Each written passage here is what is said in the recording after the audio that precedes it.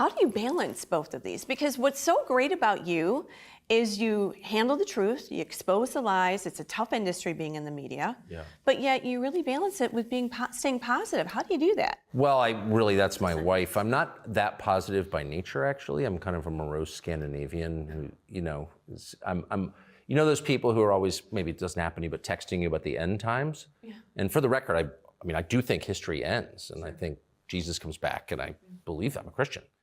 Mm-hmm. But there are people who are always telling you it's coming on Wednesday, and I always think, like, how do you know that? You don't actually know that, because no one does know that. But I am more in that category. I need to get a hold of myself and remember that hope is a Christian commandment. And I would say this to non-Christians or people of any religion or no religion at all. It's better to be hopeful, actually. Just as a practice, I think it's a commandment for us, but for everyone it should be a practice. Choose hope rather than, sort of morose, sullen, backward-looking sadness. Right. And the trap that I feel like I fall into a lot is that I think about the past too much. I'm gonna be 55 next month, and so I grew up in a completely different country, and sometimes I think about it and I'm like, I can't believe that's gone and it's never coming back, because it's not. But then nothing comes back, like everything ends, right? And so it doesn't mean that the future is a hellscape at all. So there's a lot to look forward to and a lot to be grateful for, even in the middle of chaos. And in fact, in some ways, you live a lot more deeply and intentionally and richly in a moment like this, and your friendships are deeper and your conversations are more real.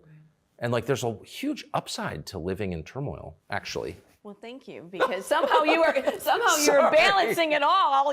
Well, I'm not. But I do take a sauna every day for 15 or 20 minutes and try and think about stuff. So that really helps. Well, good. Well, let's talk about this. It's been a year, right? A year this month. Yeah, I got fired a year ago this month. Yeah. A year? Is it? How has the year been? It's been great. I've really enjoyed it. I've been fired, so much in my life that it wasn't a shock to my wife. Was thrilled. Right, you said that you. Yeah, she loves getting fired. She thinks it's because she is a hopeful person, so she's never like, yes! worried. We're gonna go bankrupt or something, and she doesn't worry about stuff like that. So because she's such a sincere person of faith, that she's just like, it'll be great. And she didn't like my old job at all, and. So she was glad you called her. You said. And she's not a liberal, for the record, at all. So it wasn't that she thought it was too right wing. That was not the problem that she had with it. It's been great. And by the way, I aged out of it. I'm thankful to my former employer, and I just want to say, for the record, and I would not lie about this, they were always so nice to me when I worked for them for 14 years. Yeah.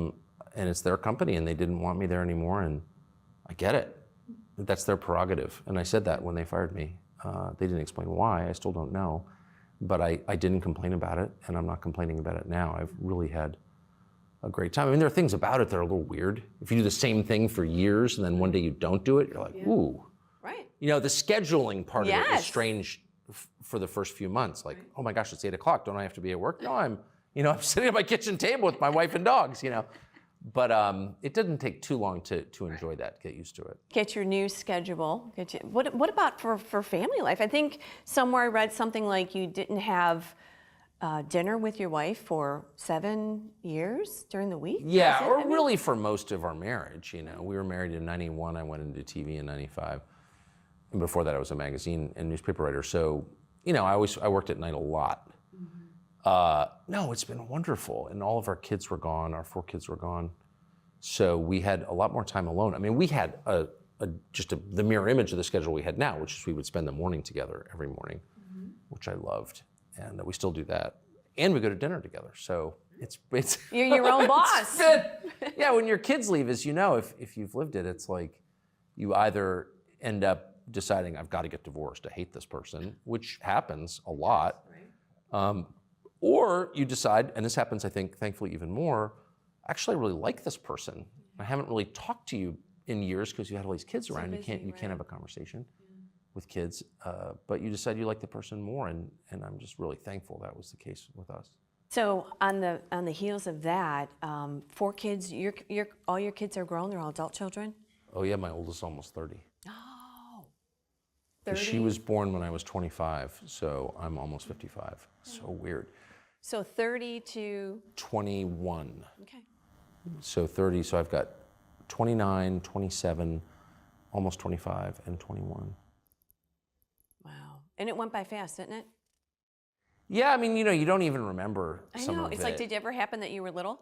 I remember really dreading the idea of them leaving because you don't know. I mean, I'm a dreader of the future anyway. I'm a celebrator of the past and a dreader of the future. That's an admission, not a boast. That's not a good way to be, but that's how I am by nature. And I remember thinking, oh man, I'm gonna be upset when they all leave. But first of all, they don't go anywhere. I mean, they're all in different states and countries, actually. 3 of them are outside the country right now. But it's not like you lose touch with them. I mean, I talk to them every day. And in some ways, you're a lot closer to them because they're adults. And we're a very close family and we're all aligned on the basics, completely aligned on the basics. So there's no arguing. And I think they're really interesting. Yeah. And they have all their opinions and not challenging me with their opinions, like you're wrong, but like I think this, and you listen to them and you just learn a ton. I agree. So Same with my kids. Don't you think? Do you learn stuff from your children? Absolutely, but I don't know. Maybe it's just the mama side. I kind of like, we don't want them to grow up, and the dads are like, I really enjoy them older. Yes. So that's exactly what my husband says to me. I enjoy them older. Younger was just different, and now they're adults. We can have great conversations. Because you're the mom, you're completely in charge. But then, as I say to my wife, you did this. These are all great people, really good people, trustworthy, loyal, smart, loving. They could not be closer to each other, which is the most important thing in my opinion. And I say to her, that's you. You did that. I didn't do it. I was like a semi-drunk guy flitting in and out of their lives, until I guess I quit drinking right before my 4th was born. But whatever, I was always on the road. Right. Or working or something. And so I think it's important for moms to take credit in their hearts anyway, to themselves for how great their kids turn out. They take blame instantly. The second a child does anything wrong, mom's like, that's my fault. Right. And I was, that's genetics, stop. Nothing to do with you. All right, well, let's talk about now, right? Professionally, you are in the top. You're still the main guy. I mean, you haven't skipped a beat with the new network, with the streaming service. Well, the medium changed. Everything changed, and you're just like changed, when you're right? in it, completely. But I was only peripherally aware of it because I was in my slot and doing my thing. And whatever you're doing, you're narrowly focused on that thing, of course, whether it's being a mom or a talk show host or a fireman or whatever. So sort of knew that things were changing in the communications media landscape, but I didn't really realize how much they had changed. Right. So drastic. I mean, it's unbelievable. From cable to... What a blessing and what an upgrade. Freedom. What an upgrade. Yes, that's how I feel. And really the key, there are many platforms and X is by far, not the biggest. Mm-hmm. It's one of the smaller ones, but in some ways it's the most significant because it's pretty open. Mm-hmm. It's not uncensored, but it's as close as this country or this world gets. Yeah. And that's by design. And Elon Musk did that for his own, I think, ideological reasons. Look, I've talked to him about it a lot, but you can't know someone's motivations. But my sense is that he really means it. Yeah. He doesn't think a democracy can have censorship. Right, and thank goodness, because we're all back and able to share our views again. Why is that so hard? Why is it so hard to let other adults talk? I don't understand that. Why is that a threat to anyone? So you've got an idea I disagree with or that I find hateful or scary. Okay, well, plenty of people have ideas I find hateful or scary. In fact, a lot of people do. In fact, almost everyone in charge has ideas I find hateful and scary. I'm not trying to censor Joe Biden or the moron press secretary who works for him or any of these ghouls. And a lot of them are just flat out criminals, in my opinion. And I still would not censor them. Right. So it's like outrageous that there's censorship in this country. Yeah, it's outrageous. And I think that if there's one criticism I could level at the non-liberal world, it's that we take it as a matter of course, like, well, Vimeo shut us down. Well, Vimeo should be shut down for shutting you down, in my opinion. That's like completely not acceptable. Exactly.